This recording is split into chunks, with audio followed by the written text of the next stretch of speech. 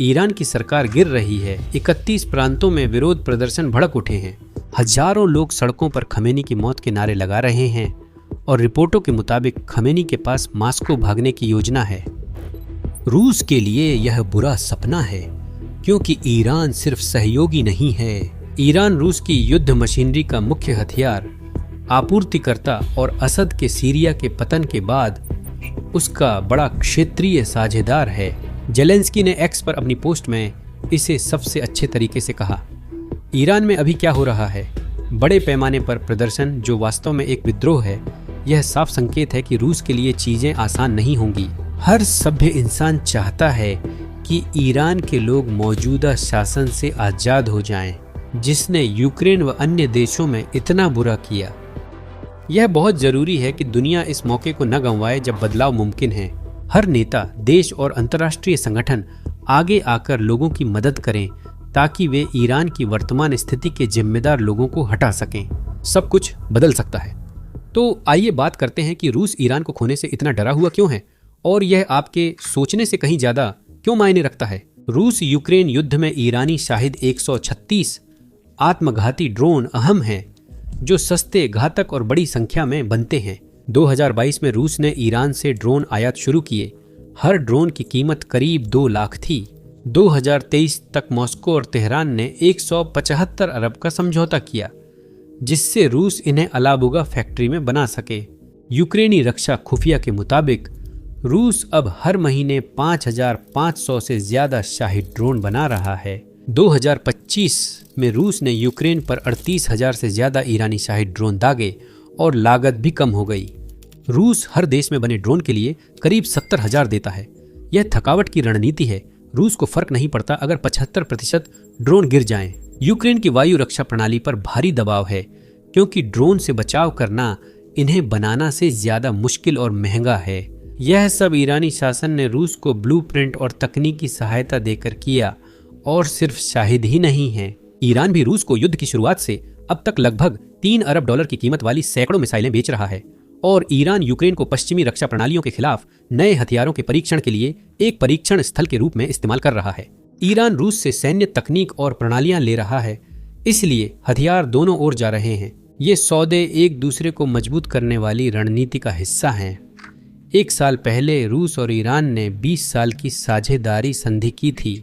यह संधि हथियारों, व्यापार, ऊर्जा और पैसे को कवर करती है, और दिसंबर में उन्होंने सैन्य सहयोग के लिए एक विस्तृत योजना भी जोड़ी थी। यह सिर्फ यूक्रेन नहीं, बल्कि सभी पश्चिमी समर्थित देशों के खिलाफ है, और दोनों देश पश्चिमी प्रतिबंधों से बचने के लिए एक दूसरे का सहारा लेते हैं।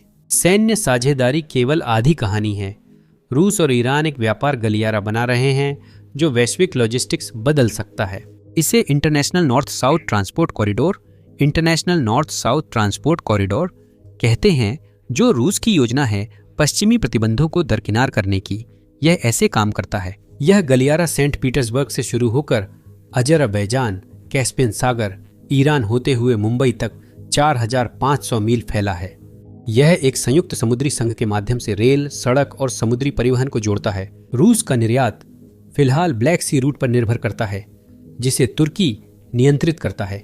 फिर जहाज भूमध्य सागर और स्वेज नहर से होकर गुजरते हैं।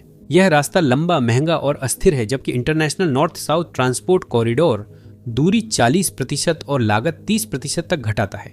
यह मॉस्को मुंबई पारगमन समय को पारंपरिक स्वेज मार्ग से 40% कम करता है। ईरानी राष्ट्रपति पेजेश्कियन ने जनवरी में पुतिन से कहा था कि मैं इस परियोजना की साप्ताहिक निगरानी करता हूं। यह दोनों देशों के लिए बहुत महत्वपूर्ण है और कॉरिडोर 75% पूरा है। पिछले साल माल ढुलाई 27 मिलियन टन रही, जो 19% अधिक है और तेजी से बढ़ रही है। रूस और ईरान ने कैस्पियन सागर पर नया कंटेनर शिप कंसोर्टियम बनाने की योजना घोषित की। वे मुख्य बिंदुओं पर लॉजिस्टिक्स हब बना रहे हैं और मध्य एशियाई देशों जैसे कजाकिस्तान, तुर्कमेनिस्तान को नेटवर्क से जोड़ रहे हैं। आखिरकार रूस इसका इस्तेमाल एक तेल और गैस कॉरिडोर के रूप में करना चाहता है, ताकि वे अपने प्रतिबंधित ऊर्जा उत्पादों को पश्चिमी नियंत्रण वाले समुद्री मार्गों से दूर ले जा सके। पिछले साल पुतिन ने घोषणा की थी कि रूस ईरान तक एक विशाल गैस पाइपलाइन बनाएगा, जो प्रति वर्ष 55 अरब घन मीटर गैस ले जाने में सक्षम होगी। यह गैस ईरानी उपभोक्ताओं के लिए नहीं है, जबकि उनके पास दुनिया का दूसरा सबसे बड़ा गैस भंडार है। यह गैस ईरान से होकर दुनिया भर के ग्राहकों तक जैसे ईरान पाकिस्तान पाइपलाइन से पहुंचेगी। रूस के लिए यह केवल आर्थिक नहीं, अस्तित्व का भी सवाल है। पश्चिमी प्रतिबंधों से रूस की वैश्विक बाजारों तक पहुंच बाधित हुई है। INSTC दक्षिण एशिया, मध्य पूर्व और अफ्रीका के जरिए प्रतिबंध प्रूफ व्यापार मार्ग विकल्प देता है। ईरान के लिए यह शक्ति प्रदर्शन है। ईरान रूस को वैश्विक दक्षिण से जोड़ने वाला केंद्रीय केंद्र बन जाता है। इसका मतलब है ट्रांजिट शुल्क, बढ़ा हुआ व्यापार और रणनीतिक लाभ। न्यूज़वीक की रिपोर्ट के अनुसार वॉशिंगटन इस पर बहुत चिंतित है। यह कॉरिडोर रूस ईरान पर लगे प्रतिबंधों को कमजोर कर सकता है और क्षेत्रीय शक्ति संतुलन बदल सकता है यदि ईरानी शासन टिके। लेकिन ईरान रूस के लिए सिर्फ एक ट्रांजिट कॉरिडोर नहीं है, बल्कि वह उनके आखिरी बचे हुए निवेश साझेदारों में से भी एक है। 2022 में रूस की गैज़प्रोम ने नेशनल इरानियन ऑयल कंपनी के साथ $40 अरब का मेमोरेंडम ऑफ अंडरस्टैंडिंग साइन किया। गैज़प्रोम यह राशि ईरानी तेल गैस क्षेत्रों में निवेश कर ऊर्जा क्षेत्र को बढ़ावा देना चाहती थी। निवेश से अच्छा लाभ मिलने पर दोनों देशों ने 2025 में $4 अरब के तेल क्षेत्र समझौते जैसे और निवेश किए। रूस और ईरान सबसे प्रतिबंधित देश हैं, इसलिए अपनी अर्थव्यवस्था बढ़ाने के लिए उन्हें एक दूसरे की मदद करनी होगी। हालांकि इसके पीछे और भी कारण हैं। रूस को सिर्फ ड्रोन, व्यापार मार्ग और निवेश समझौतों के लिए ईरान की जरूरत नहीं है। रूस को ईरान की जरूरत इसलिए भी है क्योंकि तानाशाह एक दूसरे का साथ देते हैं। सोचिए, रूस ने पिछले कुछ वर्षों में क्या क्या खोया है। दिसंबर 2024 में असद की सरकार सीरिया में गिरी। मध्य पूर्व में रूस और ईरान का ठिकाना खत्म हुआ। दक्षिण अमेरिका में मादुरो को सत्ता से हटा दिया गया। एक और रूसी सहयोगी गया। अब ईरान की सरकार भी अगली हो सकती है। पुतिन इन घटनाओं से असहज हैं। अगर ईरान सरकार गिरती है तो रूस मध्य पूर्व में आखिरी बड़ा सहयोगी खो देगा, हथियार आपूर्ति रुक जाएगी और रूस और अलग थलग हो जाएगा। ईरान रूस के काफी करीब है, हालांकि वे पड़ोसी नहीं हैं। काकेशस और मध्य एशिया में दोनों ऐतिहासिक प्रतिद्वंदी रहे हैं। जब ईरान यू टर्न लेता है और वास्तव में रूस के खिलाफ हो जाता है तो इसका क्रेमलिन के लिए भयानक रणनीतिक परिणाम होता है। लेकिन इससे भी गहरी एक और गणना है। पुतिन जानते हैं कि किसी बड़े तानाशाह के जन आंदोलन से गिरने पर यह संदेश जाता है। यह दिखाता है कि बड़े प्रदर्शन तानाशाही गिरा सकते हैं।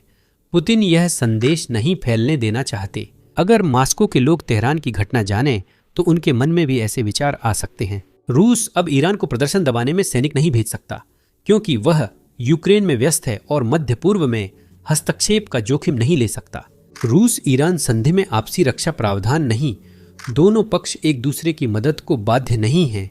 रूस केवल एक ही चीज कर सकता है, वह है शरण देना, जैसे उसने असद को दी थी जब उनकी सरकार गिर गई थी।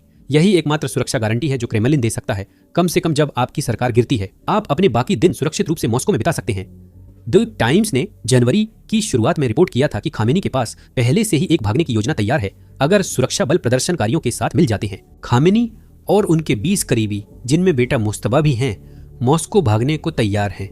सोचिए, ईरान के सर्वोच्च नेता जो 1989 से सत्ता में हैं, के पास रूस जाने का एहतियाती टिकट है। अगर ईरान सरकार सच में गिरती है तो रूस के लिए यह विनाशकारी होगा। ड्रोन की आपूर्ति बंद हो जाएगी, international north south transport corridor परियोजनाएं रुक जाएंगी, क्योंकि रेलवे पूरा करने और ट्रांजिट हब्स को संभालने के लिए आपको एक स्थिर ईरानी साझेदार की जरूरत होती है। रूस मध्य पूर्व में अपना रणनीतिक प्रभाव खो देता है और मामला और बढ़ जाता है। अगर शासन गिरा और नई ईरानी सरकार को अंतर्राष्ट्रीय समुदाय ने स्वीकार किया तो प्रतिबंध हट सकते हैं। इसका मतलब है कि ईरानी तेल निर्यात में भारी बढ़ोतरी हो सकती है, जिससे तेल की कीमतें गिरेंगी और रूसी अर्थव्यवस्था को नुकसान पहुंचेगा। इसलिए रूस चाहता है कि ईरान का शासन बना रहे, चाहे ईरानी लोग इसके खिलाफ हों। उन्होंने तेहरान के प्रचार की नकल की, जिसमें ईरान में विदेशी हस्तक्षेप की निंदा थी। रूस ने इस रिश्ते पर बहुत दांव लगाया है, इसलिए वह इसे नहीं तोड़ना चाहता। अब खामेनी अकेले हैं। 28 दिसंबर को शुरू विरोध पहले अर्थव्यवस्था, महंगाई, मुद्रा अवमूल्यन पर थे, लेकिन जल्दी ही शासन परिवर्तन की मांग में बदल गए।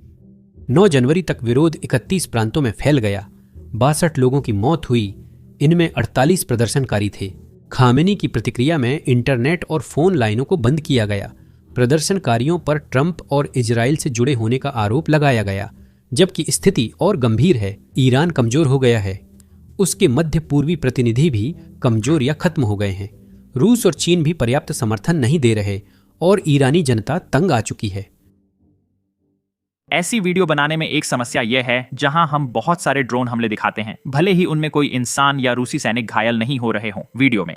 YouTube आमतौर पर हमारी वीडियो को डिमोनेटाइज या प्रतिबंधित कर देता है। दरअसल पिछले हफ्ते हमारी 4 वीडियो डिमोनेटाइज हो गईं। YouTube के अनुसार ड्रोन हमले दिखाना या फ्रंटलाइन की फुटेज दिखाना विज्ञापनदाताओं के लिए उपयुक्त नहीं है और इसी वजह से वीडियो पर प्रतिबंध लगाया जाता है।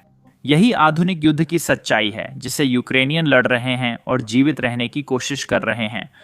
हमने इन सब को कवर करने के लिए अपना प्लेटफॉर्म बिजनेस बेसिक्स लॉन्च किया, जिसे शुरू से खुद बनाया है, इसलिए हम पर कोई प्रतिबंध नहीं है। हमें अपने ड्रोन स्ट्राइक, फ्रंटलाइन फुटेज या रूसी एयरबेस के तबाह होने को ब्लर नहीं करना पड़ता और हमारी साइट पर विज्ञापन भी नहीं चलते। इसलिए हमें सिर्फ विज्ञापनदाताओं की नाराजगी से खुद को सेंसर नहीं करना पड़ता। हमारी साइट विज्ञापनों से नहीं, आपके समर्थन से चलती है। अगर आप ऐसे कवरेज में रुचि रखते हैं और अगर आप हमारे वीडियो बिना सेंसर किए देखना चाहते हैं और वो बोनस कंटेंट पाना चाहते हैं जो हम यहाँ YouTube पर अपलोड नहीं कर सकते, तो ज़रूर basicsinsider.com पर हमारे साथ जुड़ें। आप डिस्क्रिप्शन के लिंक पर क्लिक करें या स्क्रीन के QR कोड को स्कैन करें। जुड़ने के बाद आप पहले से अपलोड किया गया और भविष्य में आने वाला सारा कंटेंट देख सकते हैं। इसके अलावा आप हमारी कवरेज और हमारे चैनल को सपोर्ट भी करेंगे, तो इसके लिए आपका बहुत बहुत धन्यवाद। मेरा नाम सैम है और मैं आप सबसे अगले वीडियो में मिलूंगा।